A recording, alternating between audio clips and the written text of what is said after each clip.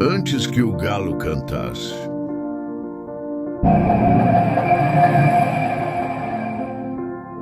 ele negou o mestre 3 vezes.